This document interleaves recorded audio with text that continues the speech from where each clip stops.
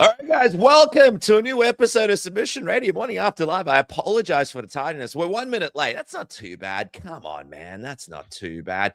I see people in the chat. I see things are cooking. We got a lot going on in the episode today. Jed Meshew, he's going to join us and my first guest here about 20 minutes into the show and finish out the show for you guys. As always, don't forget to throw your questions into the chat. The super chats get answered straight away or saved till the end and prioritized, but it also helps support the show. So that goes a long way. And also, I am reeling from a bit of a sickness. I'm a bit under the weather. The kid's under the weather. Everyone's under the weather. Yesterday, I go out there, and you know what? Let me save the story for my guest. You know, I'm from Morning Combat, Main Card Minute, the prop quiz. He's absolutely killing the game. Long Island Luke, thanks for joining me here, my friend. Dennis, thank you for having me. I was just taking a glance at the footy standings. I'm not going to lie, because I had to come ready, prepared. St. Kilda 0-2 already, Dennis. What are we doing here? Dude, they just lost this morning or yesterday? I don't. Your day today? I don't know. Yeah, take the kid out to the MCG, which is the big arena, the big stadium down here. They're actually going to host the NFL game that's coming down. I think it's the Rams and Philadelphia Eagles, the big in season one. Over 100,000 people at that one. Much bigger than the one that Rousey fought in, much bigger than the one that Izzy fought in. Anyway, long story short, get in their big game. Got the kid for the first time. St. Kilda always letting everyone down, never winning anything. Spent millions and millions of extra dollars on this new team that was supposed to be amazing. And we end up losing to the goddamn Melbourne Demons, man, which is like a very mid team. Just an uninspired performance. Just guys running around, not knowing what they're doing. I ended up, loading up the tickets at little Luke. So we were sitting up in the front row over there with the cheering section for the kid. How long ago was this? Yesterday or like this morning? When was this? So this was my time. This was yesterday about 3 o'clock. 3 o'clock. It was an afternoon game. Okay. Over there because they do them a little earlier. 44,500. So not many people if you think about how big that. Really? Yeah. I've been to the MCG. I think I've been twice actually, and I saw cricket there. I saw Australia versus England there on Boxing Day. Actually, that would have been 100,000 plus. Packed, yeah. But shout out the MCG. That's iconic in my household. My dad loves that place. If anyone knows, it's a special opportunity to go there. So if you guys do get a chance, definitely do it. But yeah, took the kid for the first time, took a knee, and also the team just looked like shit. Anyone watching this from the St. Kilda Football Club, let's pull it in a little, fellas. I mean, come on, guys. Like, we don't win anything. There was this one. Sorry, everyone's tuning out. I'm going into MMA. No, dude, this is a footy show now. We don't talk about MMA at all. That's right, mate. In 2010, there was a repeat grand final where we had to play the grand final twice because they didn't have overtime as a part of it. So I had to lose to bloody Collingwood twice, one weekend to the next weekend. Like, these guys just can't get it done. There was a sex scandal with like a 15-year-old who like took the whole club down. Like, let's just get it all together and let's play all right, guys. So that when you spend millions, and it's Ross Lyon as the coach, just Ross, man. This guy's just having goes at people at the press conferences. He's like the Dana White of the AFL, just having goes at people if they ask any kind of question of him. We got to talk offline about this because I'm gonna go on a tangent right now. But my dad name dropped some player on St. Kilda to me yesterday or 2 days ago, and he said, "Ask Dennis if he," because I told him I was coming on submission. He said, "Ask your boy if he knows this guy." And apparently, it was my dad's PE teacher when he was a kid, and he's some St. Kilda legend, according to my dad. I should really have the name ready. I'll get it off air. We'll talk about it. Perfect. All right, guys. Anyway, welcome to the program. Is my mic off? No, you can hear me. All right. No, you're good. Yeah. Let's see this. No, it's the sinus situation. Sorry, guys. I am a little bit under the weather. Like I said, it's been a crazy week, Luke. I mean, you've been killing it. You guys have been crushing it on Morning Combat, Main Card Minute, Prop Quiz. I've been trying to get something going on Submission Radio. I've been trying to get these interviews out. Can I just quickly say, man, how crazy is it? We're going to get into the fights and everything that's coming up and stuff, but why does this keep going down? How crazy is it, all these aggregator accounts in the MMA space that just steal your content? Have you noticed this? I mean, I don't personally put out my own content, so no, but I see how many of them just retweet constant shit, especially like when I'm looking for assets for Morning Combat. I'll see like oh, there's this nice graphic that I won't name the web, the outlet, but they'll put it out, and then I'll like read the fine print, and it's like originally from this, and then you go to the original, and they have a nice graphic, and it's like, oh, well, they kind of just ripped off the exact thing here. Could have just retweeted it, but whatever. Oh, dude, it's not even retweets. What's happening is, like I'll do like a show, and people are actually taking videos from my interviews and just putting it on their social media channels. And because I'm just a one-man team, so I don't have enough energy to even put it on my socials. Sometimes I'll usually ignore it. But dude, this past week, I've been just absolutely destroyed by people just stealing stuff. I didn't even realize. I looked through, literally just taking the videos and putting it on their own channels, putting it on their own Instagrams. I've had some people never even like mentioned it was from Submission Radio, blah, blah, blah. Usually I'm pretty chill about it, but I've sent a couple of messages out. Guys, please, if you're out there, you're running an MMA page, please check with the people that you're ripping off if they're okay with you ripping off their stuff, or just do a graphic referencing their stuff, and always reference people. Yeah. It's just a weird day and age that we live in where people just rip each other's content off and don't actually do any of their own content. It's like, guys, what are we doing here? I know it's like a scam or something. Go do your own content, do your own interviews, hustle. Like Luke hustles, I hustle. It sucks. You got to do it, but just don't rip everybody's stuff off. Like there's these pages, man, and they're just completely ripping everyone's stuff off. And then I see them complaining because they're getting copyright strikes. Like, bro, you're like, you guys are like the lowest of the low. You guys are like at the bottom of the totem pole. Like do some work. Get your feet dirty. Like it's hard to be in this game. I know there's algorithms and stuff, but sorry, I just had to get this up. Preach, Dennis, preach. Because I've had a couple of people to say, well, we're just not going to use this stuff. You can hear me okay, right? This thing isn't going. I can hear you fine, even though even when it goes down, you're good. Why is it going down? I don't know. If you have the program, because I have the same mic as you, if you have the program open on your computer, you can lock it so that the settings don't change. So you can turn it all the way up, like gain it all the way up and then lock it. You know what? I can just adjust it in here. Yeah. That's better. Yeah, dude. So long story short, guys, if you are running an aggregator thing, there's nothing wrong with trying to start out stuff. Me and Luke, we started out from the bottom and we've really worked our asses off to get here, but please just don't rip people's stuff off and don't be dodgy. That's it. I've had, and people were like, well, dude, if it's such a big problem, I just won't promote you. Dude, you're not promoting me. You're ripping off the stuff. Yeah. Ripping the stuff off, so anyway, long story short, please don't do it. I feel like it's dropping again. Is it dropping again? It is. I think just leave it, Dennis. It's fine. The constant going up and down, I feel like it's making it more killing off the audience. All right, here we go. When you go that high, it's so loud now. Now it's like it's too loud. Okay, hold on. Here we go.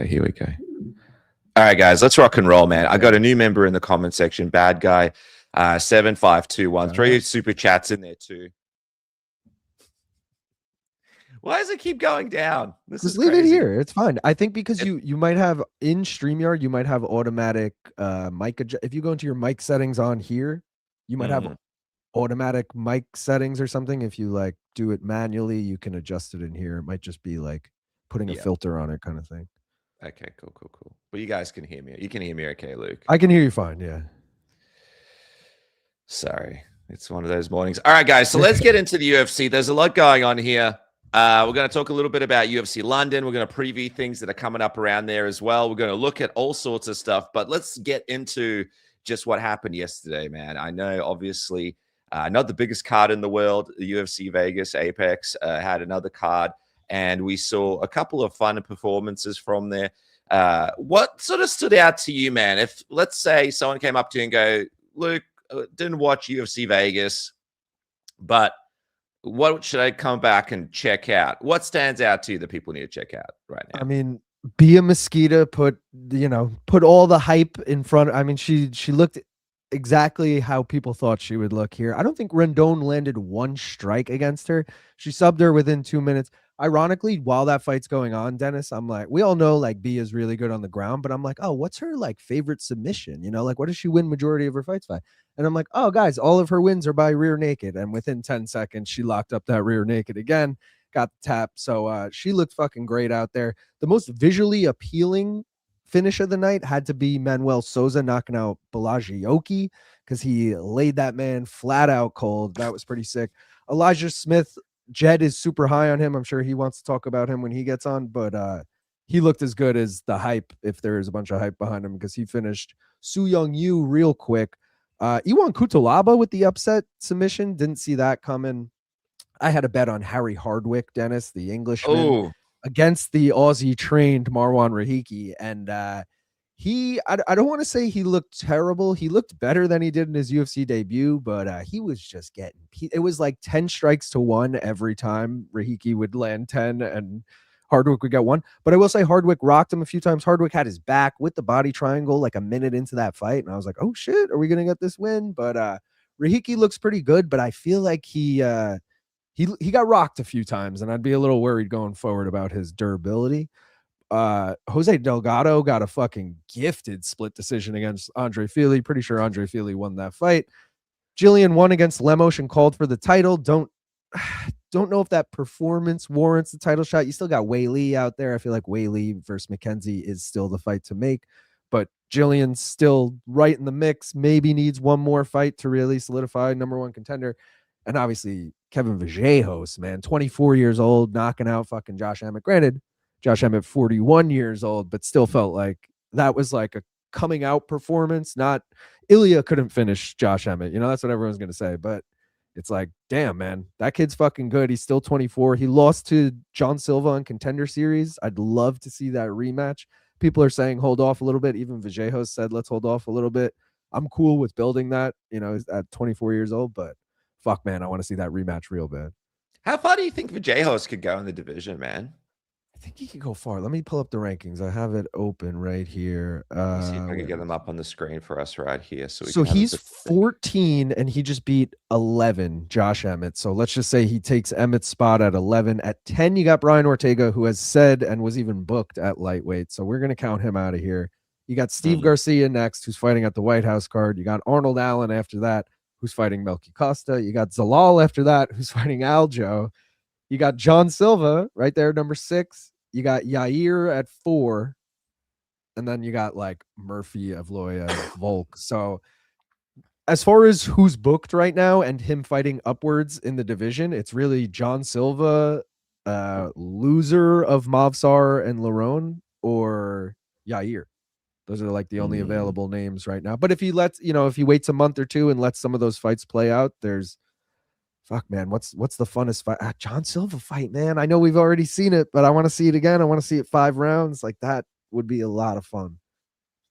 Dude, it's interesting. The division, some interesting stuff's happening this coming weekend. We've got the big fight we've been waiting for, Movsar Murphy. That's hopefully going to determine the next contender. But then they've also got Aljamain booked now with Zalal, right?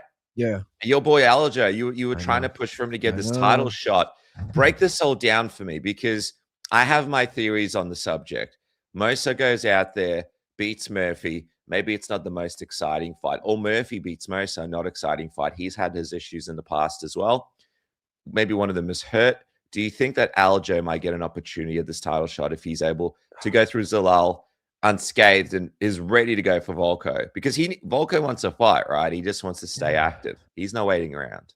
Dude, I love Aljo, and you know, I mean, you just said it yourself. I've been harping on this title shot. Not that I've really been harping on it. It's just like, well, you said he should have had one. You said he should have been considered for one. He should have been considered, especially when we went the Diego rematch. If you're going to skip over Lerone and Movsar, Aljo should have been name number 3 on the list. Like, so it was weird you went to name number like 6 in Diego.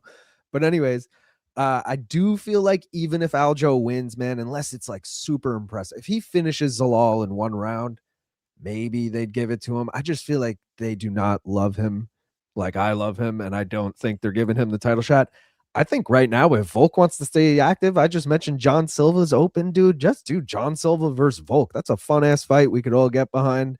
And it's probably like one of those situations where Volk is a level above him, but Volk's also 37 years old. So it is an interesting fight. But I'd favor Volk, but it's still fucking a fun.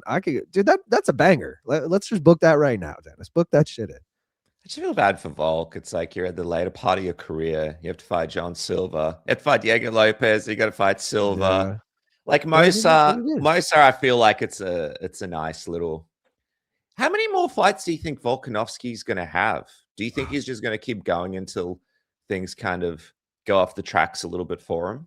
Yeah, I mean, obviously, like, let's say he loses his next fight, regardless of who it's against.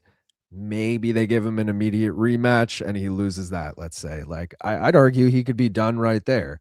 If he goes out and continues to defend the belt, fuck, man, is he going to be one of those guys who just retires on top like Khabib? Is he going to be one of those guys who loses 10 times in a row before finally calling it quits? I kind of think he's always been a smart guy. I kind of think he's one of those guys who, like, 2 losses in a row and he's done, regardless of who it's against, kind of thing. Or he might just fight till he's 40 and continue winning and then be like, all right, fuck it, I've done enough in this sport. But even, like, yo, if he loses the title, there's so many just fun fights you can make with Volk that you don't even need title implications involved. You could just make, like, banger fights, you know? Yeah, we got best UFC dog picks. Volk says till the wheels come off. Like his coach Joe Lopez, I don't know if you've seen the interviews that I've done with him, but he's like, I would rather he retires now. Like, I want him to go out on top. And obviously he's making some good coin outside of the UFC now. He's kind of become probably one of the more bankable sort of sporting stars in Australia outside of like NRL and AFL. But is there a scenario, Luke, where he can have like a fun Legends fight at lightweight, or, you know, like, or do you see him, if he maybe loses the title, have a couple of fights at featherweight? Because I don't know, like, I was having a look. There's so many fun fights for him at lightweight, dude. Him versus Justin Gaethje, like, how much fucking fun would that be? Him versus I almost said, I don't even want to say what I almost just said. Him versus Max, I almost said. I'm like, they fought. Well, I know. I was like, yeah, I know. If Max still had the BMF belt, maybe like there's something there. But him and Max again would be. But dude, even like shit, man, him versus they're training together too. I was gonna say him versus Hoofy would be a fun ass fight, but that's probably not gonna happen at this point. Hoofy's an interesting one. I feel like Hoofy's picked a good person to train with, right? Yeah, let's have a look here. As far as just like bangers, you reckon Oliveira's probably too big for him? Oh, I'm skipping right over Oliveira. You're right. That's a great one right there. Like, let's say he does beat. Here's a scenario. He goes out there, beats Movsar and beats like Silver or something. I don't know what's going on with Charles. Maybe he's fighting Armin next. But let's say that doesn't pan out and they do something else for Armin, like BSD or something. I could see a thing where it's like, hey, we're going to give Volk the BMF fight against Charles because he is a BMF. He's one of the greatest of all time. He's, you know, like vacating the featherweight belt and he wants to have a crack with Charles. That could be something. You reckon that's something? I'm into that. I think. And then like the wrestling, that's not going to be an issue. The trips and the takedowns, that's not going to be an issue. So then it does become more of a sort of like Charles is quite big, but he used to be at 145 himself, and he's obsessed with 145. He told me a few weeks ago that he wants to go back there, potentially fight Alex Volkanovski. Yeah, I know. He's got dreams about going back to 145. I can't see him making it at this point. He wants to win the lightweight belt and then go to 145. That's so rare nowadays. I know, like, Bellator, if you guys have done it, but I feel like people don't. Well, I guess TJ tried it, but people rarely go down nowadays to win another belt. It's usually going up, you know. So that would be a feat. I want to see Volk fight. He's pretty old and stuff, so let's get him going. He wants to stay active. He would fight every weekend if he could. So hopefully, there's a couple of contenders there, so that he could stay active. Because I feel like we've only got a little bit of Volk left. Yeah. What about Chris Curtis, man? He wasn't too happy after his loss as well at the post-fight press conference. What did you make of his fight?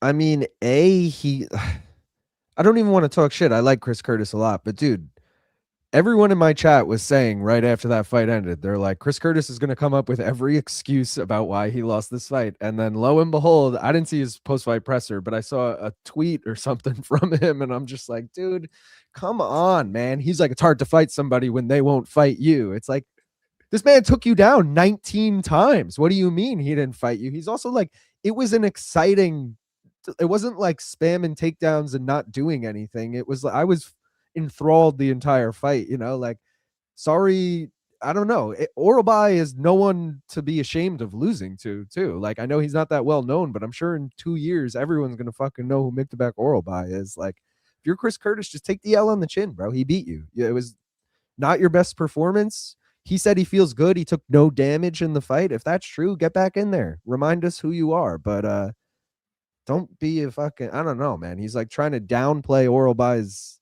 victory. It's like, bro, come on. Everyone saw this coming too. That's what makes it worse. You always do this after your fights. You even back in the PFL days, dude, he retired mid-card. And then they're like, oh, the guy's injured. You want in the main event? He's like, I'm coming out of retirement, baby. Let's go. Like, dude, it's, I don't know. You know how they have like influencers now in the media room? It's a little bit annoying, but whatever. Like, that's where it's at now. They get all the access. I would love it if Chris Curtis was like one of those, UFC like influencery people that is the guy that's there asking questions. That would be fun. Like the Leech does. And I would just love to see what it comes up with. Like that guy, I remember him and Strickland had like a podcast for 2 minutes before things fell apart. What Dude, was it that called? guy The needs a Dance or something. Yeah, he needs a podcast because he is one of the wackiest guys we've ever seen. By the way, you mentioned your favorite Harry Hardwick. What about this quote there? My jaw's obviously effed, but that's all right. I like soup. I like soup smoothies. I like milkshakes. I like energy drinks. So all those things I can still have. Life's good. What a good outlook on life, man. Huh? Yeah, I do feel like he's like, I'll give him credit because again, he did not look good in his UFC debut. He got his ass beat last night. He landed some nice shots, but like in totality, got his ass beat. He's arguably going to get cut after 2 shitty performances, but he's like doing his damnedest to be like, I have a personality, guys. Like, I'll say something funny with my jaw broken right now. You guys are going to love it. Like, so I give him credit for just trying, holding on to something, but man, I don't know if he's on this level right now. I think he might have to go back to Cage Warriors and regroup. I don't know. Dude, by the way, a few fights announced for UFC Perth, right? I want to see if I can bring these up right here. And there's just like, why I want to bring it up right now, as you mentioned him going home. Dude, there are a bunch of people that were announced for UFC Perth that might be having their last fight if things don't go to plan. Tai Tuivasa. Tai Tuivasa is on there. So Sean Sharaf, which I remember the name, but I couldn't even tell you who he's fought in the UFC. But this is clearly a winner go home fight for Tai. It's like, dude, Tai is still really good. I just hope he could find himself. So we could see some of the old Tai that we used to see, like against Cyril Gahn or even Derek Lewis. They've also got there's some fun fights here. There's Elliott versus Erceg. Again, Erceg hasn't really been able to find himself. What about that performance against Pantoja? I want to see that Erceg one more time. Tim Elliott as well, like someone that's been in the trenches for a while. What about this? We've got Tafa versus Christian in the light heavyweight bout. Surely if Tafa loses this, it's goodbye for Tafa, right? I thought his last fight was goodbye Tafa, and here he is again. But I would have thought the same thing about Tuivasa. Granted, Tuivasa at least is like so marketable. Like we all love Tai. He's the fan favorite of everyone. Does anyone, I mean, I like Junior Tafa, but does anyone like love Junior Tafa? I don't like, why are they holding on to him? Dude, I don't know. I don't get it. I think with Tai, it's like nothing's going on in the heavyweight division. So this is his shot. That's what I mean. It's the state of heavyweight. And again, he's so fun. And all he has to do is win here. And then you could justify him losing 5 more fights after this because he has that one win to break up the losing streak, Right now, he's on like a 6-fight skid. You can't just keep it. This is in some Sam Alvey, BJ Penn territory right now. Like we're walking on eggshells here. I will say though, for the cards the UFC has announced, UFC Perth actually has some pretty cool fights in terms of the main event, JDM versus Carlos Prates. Oh yeah, that's a banger of a fight. I think Perth should be pretty happy that they got that, especially with all the fights that the UFC has been announcing. We'll get to some of the announcements, some good, maybe some not so good. But this addition to it, MMA fighting graphic, Beneil Dariush versus Quillan. Dude. This is such a good fight. This is such a good fight. So I had Beneil on just a couple of days ago. He was talking about how he loves the fight. He knows the UFC is trying to set him up with young guys, but he loves this fight a lot more than the fight that he had on Miami, which I agree with. I do think that, number one, with Quillan, I think if he beats Quillan, a lot of people are pretty high on Quillan right now. He's kind of been, the next guy in the division, this, that, and the other. And And so for him, and then also in terms of a fight, at least Quillan's not. I mean, he's dangerous on the feet and dangerous on the ground, but it's not going to be like as brutal of a first round against as like his last opponent in Miami. You know what I mean? This is not a bad matchup for him. And also for Quillan, this is a good name, a really good name to beat. That's really what it is. It's a good name for both guys in the moment. Beneil needs a win, just straight up. And you're going to get this guy who's just surging and becoming a star overnight. Like, this is a perfect this is like when Ione Barcelos upset Peyton Talbot. And it's like, oh, the vet now moving on and, you know, putting a damper on the prospect.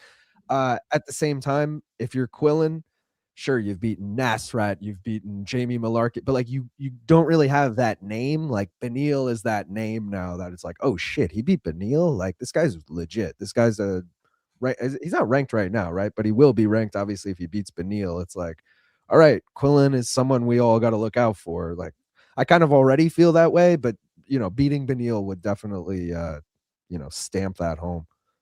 Yeah, I thought that they were going to give him like Moicano a while back. Remember when he came last minute, knocked out Nasrat the way that he did, and everyone's like, all right, like the UFC is going to give him a big matchup next. And then he got Malarkey, which was kind of like a fucked matchup in Perth last time out. Yeah. He was able to get through him, and Malarkey's really, really tough, and he was able to go through him and actually show his ground game on that one. So I think, this is a good matchup for him. By the way, I brought up a MMA fighting graphic. Why don't I bring out one of the hearts of MMA fighting right here? Our good buddy Jed Meshew is in the house. Huh? You are just absolute bozos.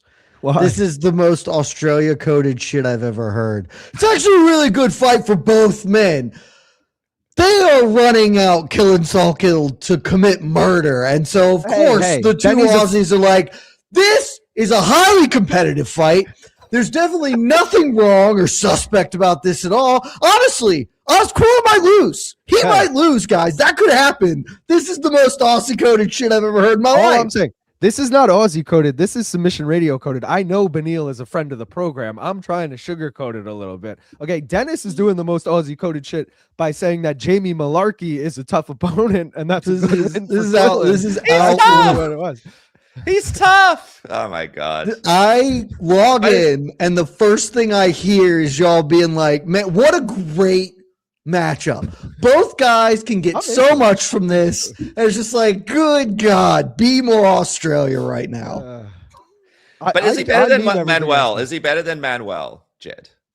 I think it's brutal. I think it's basically the exact same fight, right? Because like Quillan and Manuel are both kind of guys on the rise. This is Benny, you just kind of got to fight these dudes. That's your place in the thing. Except for, I guess now he does get to be a co-main, so maybe there's a little more shine. But he is moving forward a week and flying across the world instead. So I'm not entirely sure that any of this is good for him. It's good that he didn't lose a fight entirely, I guess. But like, God, we know what this fight is. You know what I love? We've got a comment here from John Ray. Jed, are you the co-host in every single show now? Yes. Yes, I am. I just say yes to a lot of things. And so I end up in places. On every single show. This guy right here. Look at him. Yeah. Hey, wow. How did you Google me? That's Jed? Yeah. How'd you get that? Wow. That's you can Google that. That's out there, but I haven't seen that picture in a long time. The best part is I know nothing about soccer, and I'm going, all right, this is some famous soccer player we're going to talk about now that I have no idea who this is. That's Ronaldinho. Yeah, man, like, oh shit, that's Messi. That's me at 16, I think. Damn.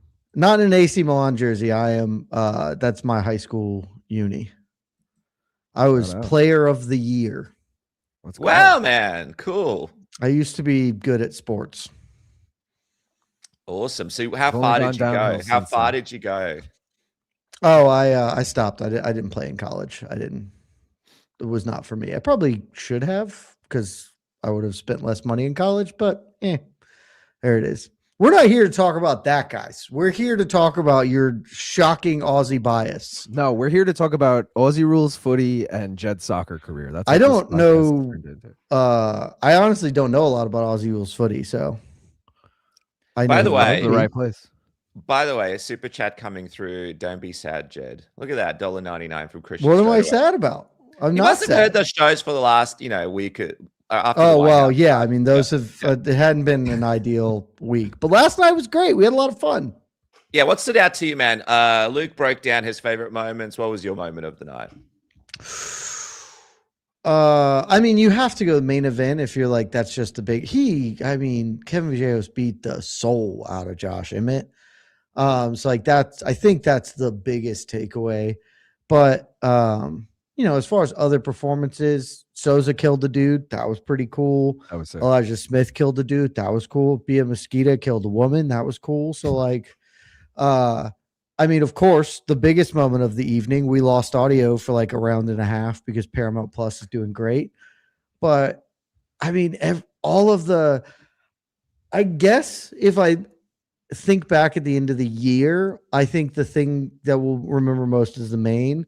But there's an outside chance. It's early, so maybe not. But the Reki Hardwick fight, like that's one of the front runners for fight of the year at this moment in time. So that was really fun. And frankly, the heavies was really fun too. Like I thought they were locked up for fight of the night until the Hardwick. You hated that fight? Yes, I know. I know I'm in the minority. Fun. I know. Well, dude, round 2 pissed me off because for a minute and a half they were looking at each other and Petrino was fucking running away the whole time. And I'm like, fuck this fight. I had fight does not go the distance, so I was just salty. That's tough. Yeah, no. That's tough. But yeah, like a biased take. But yeah. The Reki Hardwick fight probably is going to be the thing that we'll like remember the most from this card come December. You know what I realized as well? The only prospect says only casuals missed last night. Not being on ESPN, it's actually a lot more than more impactful than I thought, because if it's on ESPN, it's just on in the bars or it's on in the background or you know what I mean? I didn't really think about that. Even in Australia, here it's that extra thing. I even had to remind myself, what am I doing? Like I'm on the wrong thing. I have to go into Paramount. I have to get it on. You have to log on to it. Like how many bars are playing Paramount Plus? Everyone's playing ESPN. So you just you lose a lot of that kind of like, oh, let me just watch it in the background audience at the bar or whatever that you're doing on the weekend. And I forgot how impactful that might be. It's that extra little step I think that people need to get on top of. So. Dude, I'm someone who just opens the ESPN app to be like, what sports are live right now? Like what's on? Like I still do that as someone who just likes, a lot of sports. But I mean, you're not alone. Like that's ESPN is the thing that every dude who's 18 to 32 has. Like, yeah. That's just so you're gonna lose some of that certainly. But yeah. But like I'm not opening Paramount Plus unless I want to watch like a TV show or the Landman. Kind of like weird to be like, oh, it's like opening Netflix to watch a live event. Yeah. It still feels weird, it's like, oh, I don't go there for live events, but I guess they do have them, Yeah, you watch. I don't know what else they have other than UFC, but I'm sure they have other stuff. I will add Zuffa boxing, of course. True. Jed, you watch Landman? I saw season 1. I'll see season 2 at some point, but I haven't gotten around to it. Dude, I love Landman. I was doing my Oscar watches. Okay, cool. Bit. What's your standout Oscar movie? I just watched Sentimental Value today, and I highly encourage everyone to go spend $6 and rent that on wherever you can rent it, YouTube or Amazon or whatever. That movie rocked. I think Sinners was the best movie of 2025, but there are like Sinners, Sentimental Value, and Black Bag are my 3 favorite films of 2025, and then One Battle After Another and Begonia are also up there. So it was honestly, there were a lot of really good movies last year. I got to get on top of it, man. I haven't really checked any of these out. Luke, you're on across a couple of these movies. I happen to have seen Weapons. Me and my girlfriend watched it one night, but I like Weapons. I feel like I'm so out of the loop with like I fell off season movies and shit. I'm like, I haven't seen any of these, but I watched that new Rooster show. That was pretty good with Steve Carell, HBO. It's kind of like one of the guys who did Ted Lasso. Check that out. That's out right now. What else is happening is the UFC announcing UFC 328. I just want to get your thoughts, fellas, before we get on to UFC London about some of the announcements, right? There's some fun fights there. I think the biggest fight we got to start talking about right here, right now is Khamzat versus Sean Strickland. Luke Imavov not getting the title opportunity. But I was saying this before, Khamzat versus Strickland, it's kind of one of the biggest fights the UFC can really make right now. Khamzat being active is a really good sign for the UFC.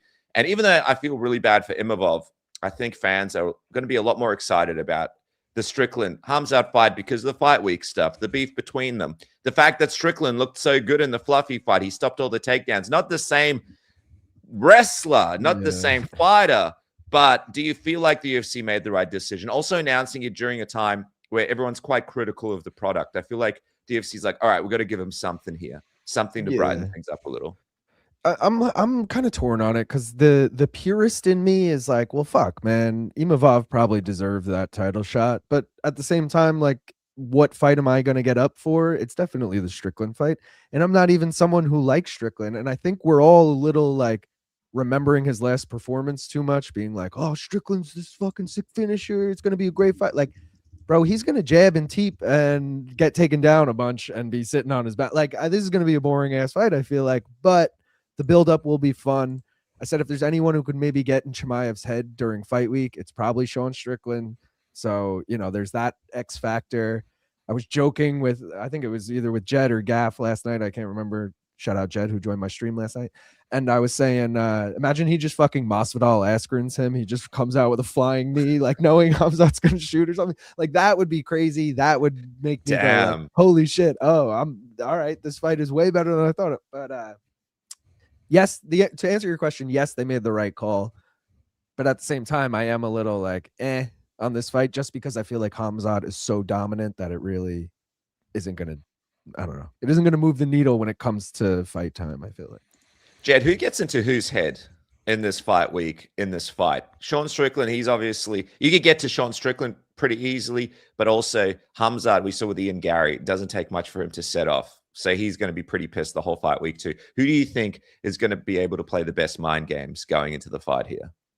I just don't think that's going to matter at all. I mean, like, you can probably play mind games on Sean Strickland, but Khamzat's not going to do that very well because he says the same 5 words over and over again. So that's not really going to play against, like, you could absolutely get into Sean Strickland's head by just being like, your parents never loved you, and he might have an actual emotional breakdown or whatever. Because, like, we've seen him have that happen before. So, like, but Khamzat's not going to do that. He's going to be like, he's just going to shout smash a bunch. And, like, you can make Khamzat mad, but, like, how is that any different than how he fights? Like, I just don't think that's going to be, I think that will be part of selling it for the people, but I don't think that's going to have any bearing on the fight whatsoever, which I am like Luke. I am less pro this fight than I was a month ago, just because the preponderance of what has gone on. And it's just like, it's really shitty for Nasruddin Imavov, who's done everything right and could not have done anything more than what he has done, and just got passed over because the UFC doesn't give a shit. And that sucks. But, like, I do think that this is the more interesting stylistic matchup. At the same time, I've also counted Nasruddin out a bunch. So, like, that's not even fair to do that. But I am, like, just viewing the fight without the context. Like, I'm interested to see how it shakes out. I mostly think Khamzat's going to Khamzat him, though. Yeah. Luke, do you think Strickland's going to be able to keep this on the feet long enough to make it interesting? No, I really don't. I think maybe he'll survive 5 rounds. I do think Sean's BJJ is a little better than people give him credit for. So I think, like, maybe he doesn't get choked out, but, like, it's just going to look like the DDP fight then, you know, it's going to be just Khamzat on top controlling him for 23 of the 25 minutes or whatever. But I hope I'm wrong. I hope it's an exciting fight. I hope Sean can keep it on the feet, but I don't know. I'm not giving anyone a chance to keep it on the feet against Khamzat, really. It is interesting though, Jed. You know, Strickland, when it comes to a striking arsenal, goes to the body a lot. He is a bigger guy, right? So for Khamzat, he does get tired. Even towards the end of the DDP fight, he was a little bit exhausted.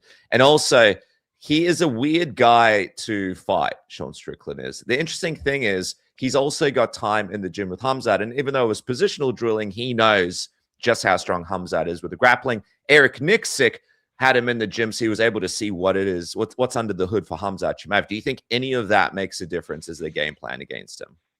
I mean, I'm sure it helps. The question is, like, can he just stop what Khamzat's going to do? And I don't think so. Like, right? Like, because it's not like Khamzat is a mystery box, like you know what he's bringing to the table. Drickus knew, and he still got ran the F over. And I think Sean will do better than Drickus did. I am interested to see how this looks early, because one of the advantages Sean Strickland tends to have in fights is that he's not a fast starter, but he is so weird that people do tend to struggle early against him as they figure out, like, man, I've never really seen a dude doing this shit, like real live bullets against me. And that probably matters the least against a guy like Khamzat, who is just going to run into him and tackle him. But like, if he can have some success forcing Khamzat into striking exchanges, that's the way he wins the fight, and, works the body, teeps him to the body a bunch, drags it late. I've yet to see anybody do that. Really, I mean, Kamaru Usman and Gilbert Burns had some success with that, but they have a much different skill set than Sean Strickland and a different level of athleticism. They are faster. They can move their feet to not sort of get hit with these pinning combinations. But I'm interested. Like, I am setting aside the Imavov of it all, which is really shitty, frankly. I am genuinely quite fascinated in how this style breaks down. Is Imavov fighting again, Luke? Are we putting him up against somebody else in the division? DDP, perhaps? Let me just look over this division quick, because I feel like there's other fun fights for DDP. Like RDR is still lingering there. That's always a fun fight, man. You got Brendan Allen. RDR's gone to 205, my brother. Oh, you're right. You're right. That's right. You're right. He was supposed to come on to talk about it, but I was a bit too sick to do it, so we'll do it next week. But yeah, he should have gone to 205 straight away. I don't know what he was thinking. He looks exhausted and tired in his performance against Kai, even though he still looked all right. I'm just like, bro, what are you doing? Just go to 205. Don't get it. I think if you're Imavov, you like, okay, if you just got passed over now, I think you need to fight. I think that's like your answer right there. Because if you're going to sit back, there's too much that could happen in this division. Izzy's still sitting at 4. So if Joe Pyfer beats Izzy, or even if Izzy wins, you don't think they're going to do Izzy Khamzat? Like, they probably are. I could see that. Or if Pyfer wins, now you got a new guy in the mix with more hype than Imavov, probably, even though they both beat Izzy, but like, they like Pyfer a lot more than they like Imavov. Brendan Allen, you could risk that. I think they've already fought, right? Imavov, Brendan Allen. I think they have. That's right. But I'm not. Don't ask that question on prop quiz this week. I won't. I'm pretty sure you did. But either way, yeah, dude. There's not. If I'm Imavov, I'm fighting again, and I'm trying to fight DDP or Kyle. Give me one of those. Oh, I guess he already beat Kyle, but everyone's fucking fought each other in this division. He's probably likely, I don't know how long he's even going to hang around middleweight, Jed, but let's say he goes out there and puts on a similar performance over Sean Strickland, like DDP, complete dominance on the ground, but doesn't really finish him, stays on top, but doesn't really threaten for a submission, dominates, but it's a little bit like his last performance, or maybe some of the criticisms people might have had about Oliveira's fight with Max Holloway. Do you think that this fight could potentially have the potential for fans to kind of lose it the next day, like they did after this DDP fight? 100%. Because you'll get one, right? And like, fans will still be upset. They were upset after the DDP thing, but once is not a trend, right? Like, Khamzat has just a history of breaking people's faces and being this force of nature. And so you can be upset with a performance. So the same way, like, nobody is excited with what Charles Oliveira did to Max Holloway, but nobody is being like, F Charles Oliveira, he sucks, because he just has a long history of being one of the most exciting fighters. You put 2 of those back to back, then things start happening. 3, suddenly your reputation is in a real bad way. And look, if he's still winning the fights, that's always the most important thing, especially when you are holding a championship. But it really does matter, like, how you are perceived, because right now people are kind of like, there is some momentum, not just from Chimaev, but like from people that would be kind of interested seeing him move up to 205. Now, a lot of that's the fan base are all idiots, and all they want is for fighters to move up as soon as possible. But like, it's because Chimaev has looked so dominant. But if he comes off another like boring, clean win like that, I don't know that he'll get the 205 option being offered to him. It might be like, hey man, now you do have to fight Nasruddin Imavov. Show us you can be the dude you were, and you're not like turtle championship, late career GSP kind of guy, because they don't want that. And the fans don't want it either, frankly. Can you imagine him versus Yuri for the light heavyweight belt? Khamzat versus Yuri. Be the weirdest lead up to a fight that we've seen. And then him just like taking Yuri down and Yuri making funny faces throughout the fight. It would be wild. Yuri's the best. Let's go for that. What else do we like about this card, Luke? I mean, that Sean Brady Joaquin Buckley fight is a ton of fun. Can Sean Brady bounce back? He's going against another hard hitting welterweight. Like Joaquin Buckley kind of underrated with his takedown defense, but at the same time, feel like Sean Brady should win that fight. But we'll see how he holds up. The Blachowicz Guskov rematch. That's a weird one. Wasn't really asking for it, but the first one was fun. So you like, gotta run it. They had a draw. You gotta settle it. I'm cool with that. The fucking King Green Jeremy Stevens. I got so much shit for shitting all over this on MK, but like, this is not a pay-per-view fight in the year 2026. You don't like it, man? That's incorrect. I'm not saying I don't like it. You're wrong. It is a pay-per-view fight. It's a BKFC pay-per-view fight. Yeah, all right, sure. I thought you were going to say just the UFC product is going down, so it is a pay-per-view fight, which clearly it is anyway, but I'm just saying that's a prelim. That's like the featured prelim at best. That's a fun fight that can get people interested to now go watch the main card on Paramount Plus or whatever. Or I guess, the way they're doing it, they'd already be on CBS, whatever the fuck. Either way, that fight, dude, Jeremy Stevens, I don't have his record in front of me, but he's won like one fight in his last like 8 or something. He's like ridiculous. 22-20. It rocks. He's under 500 in the UFC, and people are like, yeah, give him. He just lost to Mason Jones. Everyone remembers Mason Jones, right? Let's just give him another fucking guy. Like, why are we giving him another chance? That made sense. It was in Iowa. He's from Iowa.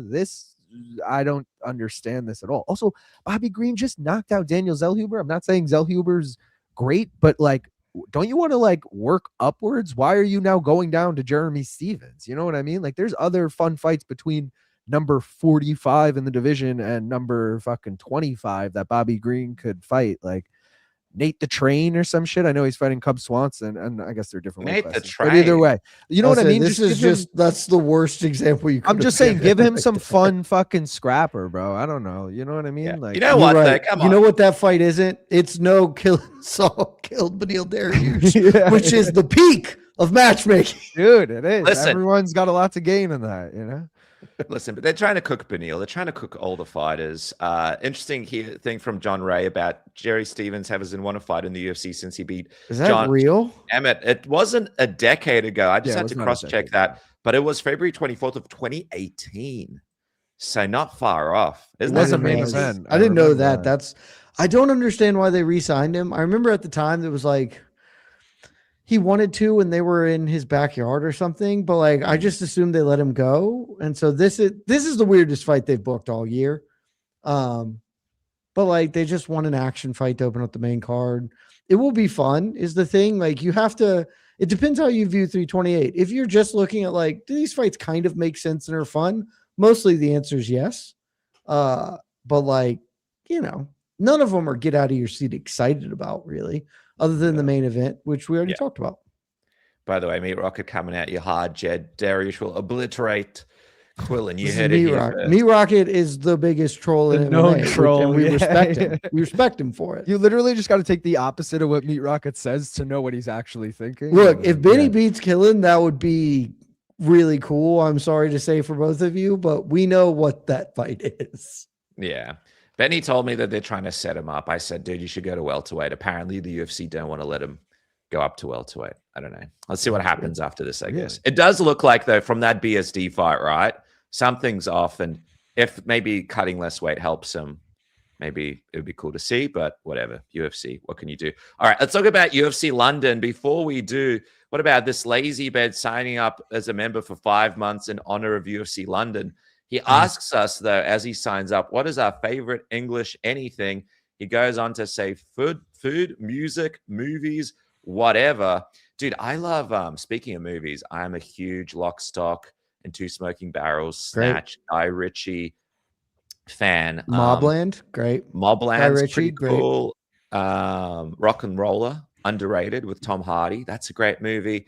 Yeah, they even did The Gentleman. I like The Gentleman. I like the TV show on Netflix. That was a good Never one. Anyway, watched the show. Movie's fine. English comedy, the comedies and the movies, that's like on another level compared to the rest of the world, I think. What about you, Jed? What stands out to you? What's your favorite English anything? Music's pretty good, right? The GOAT. Music. Yeah, I mean, well, one, the music is solid as well, but if you're picking one, you pick the GOAT. Willie Shakes, baby. Greatest writer who ever lived. You got to yeah, Willie Shakes. Yeah, okay. I don't even know who that is. William Shakespeare. Willie. I assure you that you do know who that is. I was gonna say the Beatles. How about that? I mean, come on. I mean, also like great. I mean, the music is great, especially that era. You got like Stones, everybody. Yeah. Fish and chips. I mean, English muffins. I fuck with English muffins. Those are delicious. But Bill Shakes, he's the GOAT. Right. You know who else? Tom Aspinall. He's pretty good. Yeah. Dan Hardy, giving us some nice moments on the commentary and in his fighting career. But let's see what happens because we've got the big card coming up in London. Obviously, there was a little bit of, I guess people were pretty critical of this card when it got announced because people feel like it was a little bit lackluster compared to some of the previous ones that we've had. Here it is right here. The big thing, of course, is Movsar has taken on Lerone Murphy in a pivotal fight for the featherweight division. And there's some interesting fights on there. I mean, Delidze's back. Michael Venom Page with a very weird fight with Sam Patterson is on there.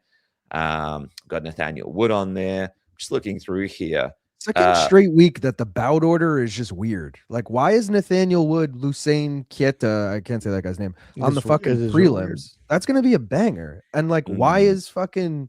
We've already... I know they're trying to promote Luke Riley. I know he's like the next big thing there, but he should not be fighting Michael Aswell in the co-main. Like, sure, he should be fighting Michael Aswell. Put him on the main card, but you don't need to put him in the co-main. MVP and Sam Patterson, you mentioned, Dennis, it's weird matchmaking. It's also weird card placement as like the featured bout on the main card. I don't know, man. The whole thing there is weird. It was weird this weekend too. They usually come correct when it comes to some of these UK cards. Jed, how do you feel about the card that's coming up? Oh, it's not very good. I love that main event, so it's fine. You know, we can work it. Main event's great. My only quibble is I think that it doesn't really matter what Evloev does. I just don't think they're going to let him fight for the belt. But a main event's awesome. I agree. The Luke Riley positioning is just weird. And then, yeah, like, why is Nathaniel Wood on the prelims? But this is on paper the worst card of the year. Maybe it delivers a little more fun than that, but this is quite a poor effort on paper. We got someone saying UFC's top heavy like boxing. Funny because Dana White used to say, we're not like boxing. And now they are so like boxing in so many different ways. Every fight they announced was like a boxing matchup. Like, here's a minus 500 favorite in the main event. You know what we're trying to accomplish here. Luke was breaking down that he thinks maybe we get John Silva for a title shot next against Alex Volkanovski. We're also talking about the fact that Aljo's fighting again. Maybe if he wins, they'll throw him in there against Volkanovski. If you don't think Movsar, if he wins, gets the title shot, who do you think is going to fight for the title next year? I mean, I think John Silva has a chance there. To the best of I think Movsar has 2 fights left in his deal. And I know that Volk would do it. I think they hate Movsar and just I just don't want him to fight for it. So I think they're hoping Lerone gets it. If Lerone beats Movsar, I think they will give Lerone Murphy the crack at Volk. If not, yeah, it may just end up being John Silva. Or, you know, depending on how long they hold it, if Steve Garcia can beat Diego Lopez, they can run that. But it's ridiculous. But I'll be surprised if Movsar ends up. He should.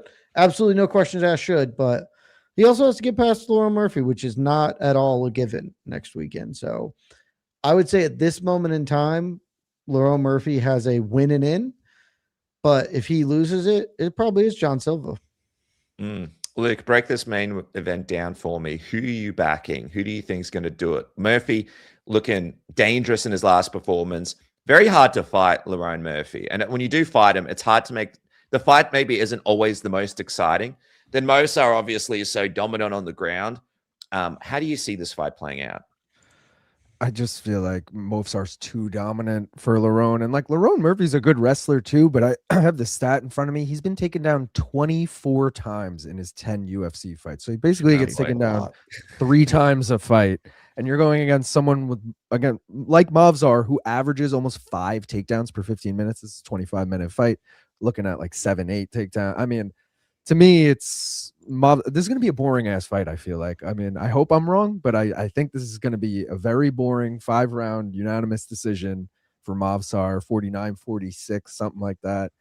And yeah, man, I don't know. I don't even know what I'm going to, I might just throw like Evloev in a parlay. I might take an over. Either way, I definitely see this going to the judges' scorecards. Jed, MVP, he comes over to the UFC, obviously a massive star in Bellator. We expect the UFC to sort of give him these big matchups, but so far he's had a very interesting run, but maybe not in the best case of interesting, right? Like we've seen him go up to middleweight. He's kind of done his thing there. He's been at welterweight, but now he's fighting Sam Patterson. We know the UFC is looking to cut contracts that are worth a lot of money. The UFC is looking to push young American fighters, blah, blah, blah, blah, blah. What do you make of the position that he's in right now, where he's kind of in this like Bermuda Triangle of the UFC? It's almost like they're just trying to see out this contract to move him on in so many ways. Yeah, it's weird. It's very, very strange because like he is broadly popular. There's no reason for them to dislike him. But like they've just given him, it feels like they had one idea what to do with him, and it was, okay, we'll see if he can make a welterweight run. He lost. And then they're like, well, what do we do now? And he took a couple of fights up in middleweight and did well. But and maybe it's just that like the UFC was like, okay, try and run here. And he seems to not want to do that. But I don't know why, because he's not ever fighting for a belt at 170. So at least like you still have that opportunity, even if it's slim up at 185. So it might just be one of those situations where like they're not on the same page. Because what do you do with him at welterweight? Like other than put him in random fights like this, it's just like you're not going to give him a push. And mostly his style can suck to watch. So it's not like you're going to give him huge opportunities. Okay, we go to England, he can fight. But like, it's real weird. And I'm not entirely sure what happened there. Luke, who should MVP have been fighting in London between the middleweight or the welterweight division? Who would you have given him? I mean, I know he wanted to be a middleweight, so let's just assume he was there. He's coming off a win over number 10 Cannonier. Like he's top 10 at middleweight. That's fucking crazy, or should be. Fuck, man, maybe that might not be the most fun fight. What would be a fun fight? Whitaker MVP. Paulo Costa. Whitaker's going up to 205, bud. Oh, man, everyone's going to 205. Middleweight really sucks. It's a trash ass weight class. If you're not in line for a belt, go fight at the easier one. Fucking RoboCop MVP. To be fighting. That'd be fun. That's a great matchup. Honestly, I like that a lot. Yeah, you can do that as a main event easily. I reckon at a fight night card or something. Yeah, for sure, dude. What are we doing with our? I mean, he just beat Jared Cannonier, so like theoretically, he should be a top 10. Freaking middleweight, you know, like I don't know why he wants to be back here. It makes no sense. You know what else would have been good? We're not doing anything with Leon Edwards. This is a UK card. Why not just bring him back down to welterweight and just do like Leon Edwards MVP? Don't you think that's fun? Do that too, but aren't they like? Don't they train together? Oh, who cares about all that bullshit? I mean, fighters tend to care about that. Nah, dude. I'm not also certain of that. That's not my expertise. But like, yeah, I just don't. Come back to 170 to fight a guy on a run is just not good career choice for him. Unranked guy too. Like. Yeah, I don't get it. Like he could be fighting Fluffy Hernandez next, you know? I was gonna say that, but that's a bad matchup for him. So I mean it is, but like, you know, shit, I don't know. Yeah. But he could fight DDP. Everybody else is kind of booked. Maybe he could have gotten a DDP fight. DDP, yeah. MVP, DDP rolls right off the tongue. Nice. Robert Whitaker said he doesn't want to fight him. It's too weird to fight. Sam says, thanks. Looking forward to the Movsar versus Lerone fight. Look, I think a lot of us are looking to see what's going to happen in the division. It's going to move things along. I think Movsar as well. It would be great if he was a little bit more out there on the social media so we could see what's going on with him because he's had to pull out a few times. You know what I mean? Like, it's just kind of like, I this mean, is the he problem might with the be Western pulling out of fighters. this one, allegedly. Yeah, I don't know. Hopefully, If he there's pulls out commentary. of this one, I think the UFC will cut him. A little bit more. Like Shafkat and all those guys, it'd be good if we knew what was going on, even with these injuries, you know, so we could be across it a little more. All right. Dude, look at Arman Sarukian, man. He didn't fight almost all last year, but he was just constantly in the news, and so it felt like he was present. You got to find a way to stay present. Let's go through some final questions before we wrap up here. Jed, pay or release John Jones? Yeah, I agree. And I hate John Jones, but like I think obviously these like the restrictive contracts the UFC has are really bad.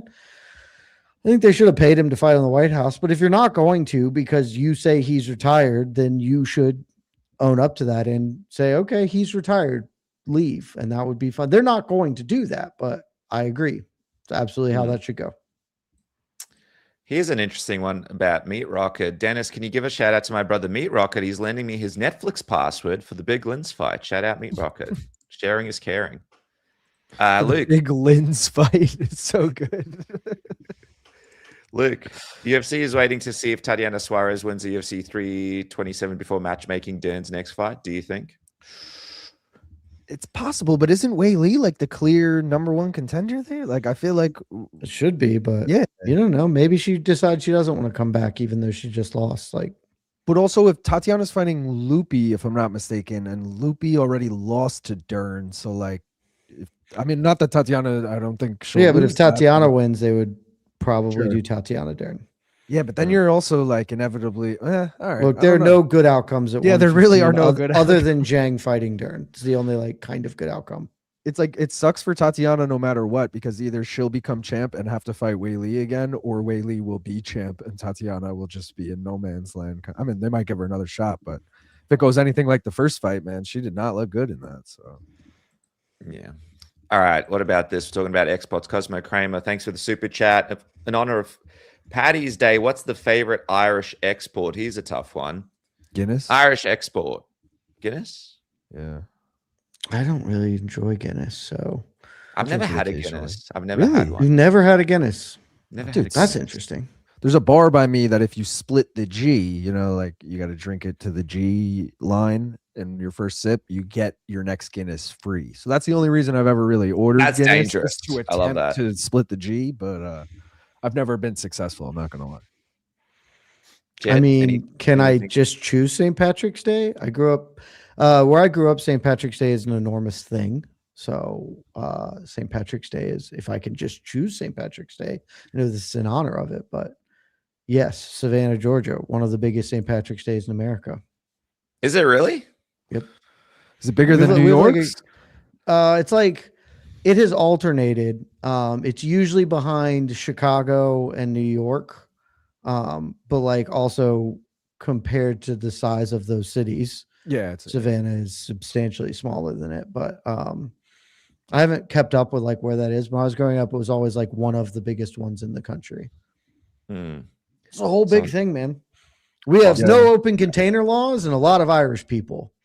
no On their day, containers that system. really makes a party. Dude, I'm going to be there next year. Come down to that one. Look, man, it's really fun. St. Patty's in Savannah is quite fun.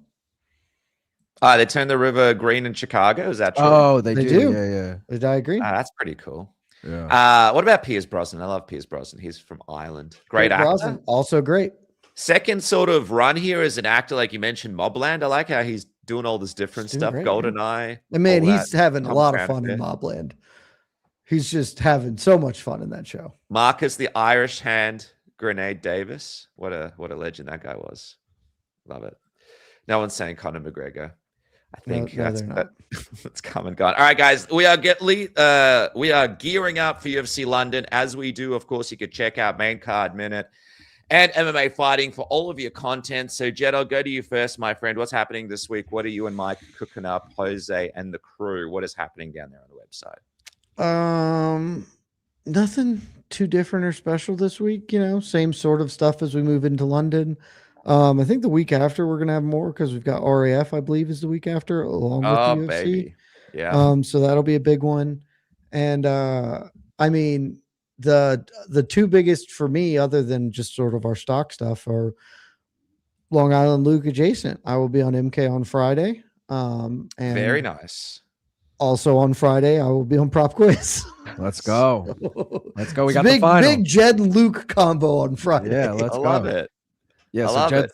Jed's taking on Mike Bond in the final. $100 on the line. Tot Sauce on the line, our hot sauce sponsor. So shout out. They're going to win that. And yeah, what else we got? We got MK tomorrow morning, 11 a.m. Eastern time, as well as Friday, as Jed mentioned. I'll have bet breakdowns out. I'm doing a full card watch along Saturday, 1 p.m. Eastern. It starts. Dennis, I believe that is 1 a.m. or no, 4 a.m. your time. So Great. I'll be there. That's a good time for the Aussies. I think it's 1 a.m. in Perth. It's it's pretty terrible card for the Aussies timing wise, but shit happens. Wake up, check out the main event. Yeah. Sounds like a good time to me. All right, guys, make sure to check out the boys. Thanks for watching us here on Submission Radio Morning After Live. Please become a member, drop your super chats, and join us. Remember to subscribe for the next one, and we'll catch you guys next.